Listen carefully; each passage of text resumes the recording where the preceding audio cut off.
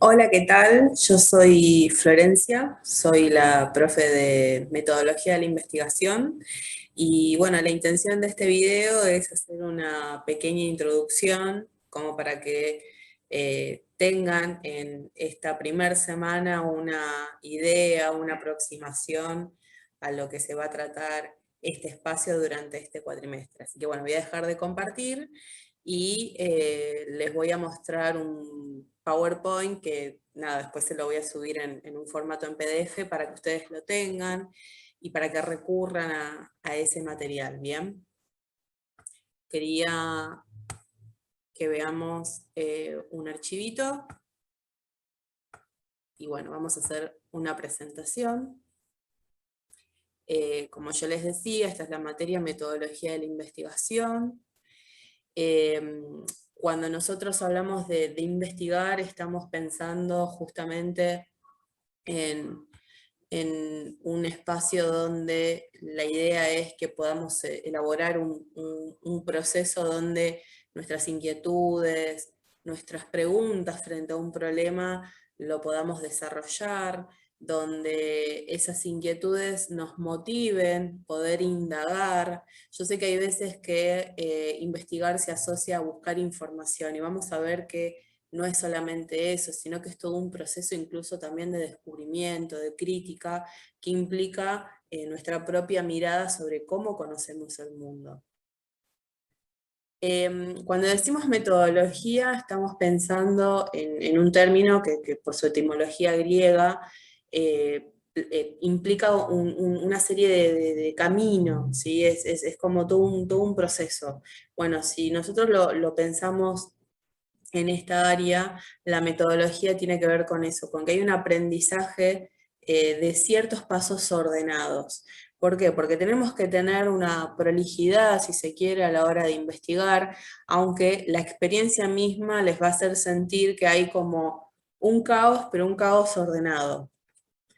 La intención también es pensar que justamente estos pasos, esta metodología puesta digamos, en ese gráfico que parece lineal, sin embargo, van a tener que ir y volver, van a ver como pasos que avanzan, pero van a tener que retroceder porque siempre hay algo para revisar, ¿no? No hay algo que está cerrado.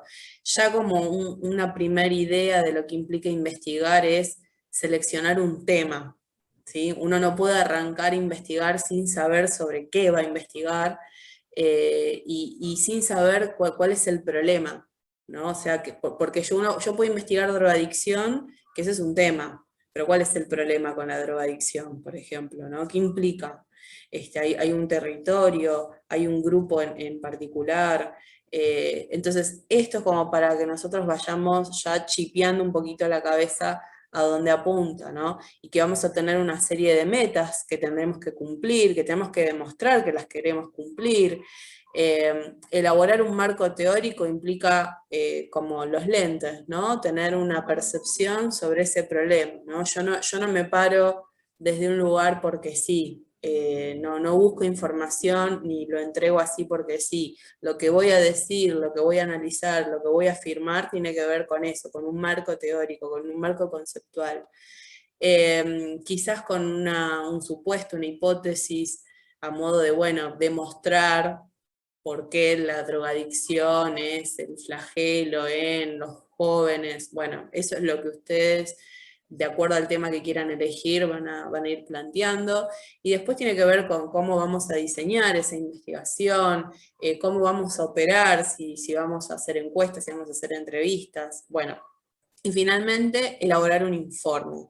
Elaborar el informe tiene que ver con también un modelo que después eso lo vamos a ir viendo más adelante, pero que básicamente es una escritura y quizás una exposición sobre dicha problemática que hayan elegido trabajar. Cuando también decimos que hablamos de investigación, estamos metiéndonos en el campo de la ciencia. Y cuando hablamos de ciencia, yo sé que uno dice esa palabra y lo primero que imagina es lo que está ahí, ¿no? Un hombre, ¿no? Que por sus características físicas denota sabiduría. aparte tiene como un estilo de vestimenta, pero lo imaginamos también en un laboratorio, ¿no? Con tubos de ensayos en un espacio cerrado, donde monitorea, controla. Bueno, esta imagen es muy de la ciencia moderna, de las ciencias naturales, y es un modelo de ciencia experimental. Ahora, nosotras estamos en un bachiller en ciencias sociales y no estamos haciendo ese tipo de conocimiento. Estamos haciendo un trabajo que tiene que ver más con pensar justamente problemáticas sociales. Tomé como referencia un fragmento que me pareció muy interesante a propósito de que justamente las ciencias, ¿sí? Cuando decimos ciencias naturales, ciencias sociales, son diferentes por su objeto de estudio.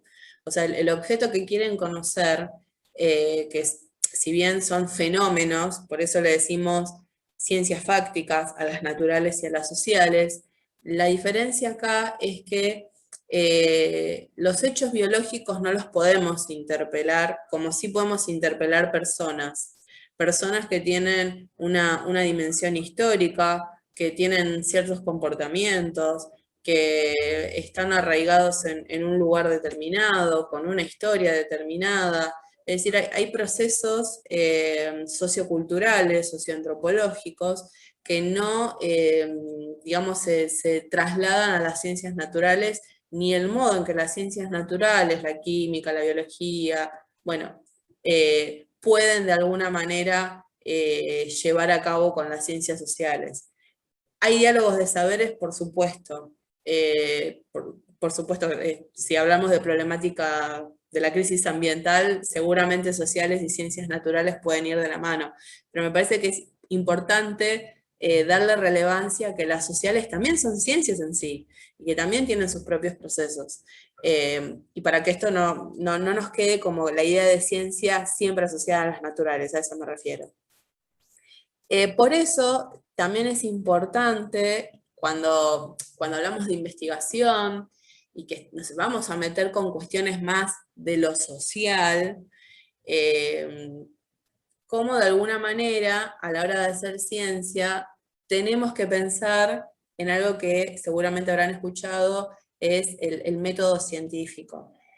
Cuando decimos método científico, estamos pensando que hay modelos en los que quizás, incluso intuitivamente, a lo mejor ya lo sabían, pero quizás intuitivamente lo llevaban a cabo, en cuanto a que cuando decimos modelos estamos pensando en teorías que nos permiten explicar ciertos fenómenos o que a partir de ciertas observaciones repetidas veces, nos permiten inducir cómo se va a producir un fenómeno siguiente.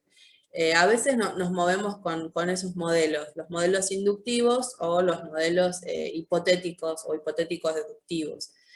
Por ejemplo, vamos a ver que determinadas ciencias sociales son más inductivas y quizás otras son más de carácter hipotético.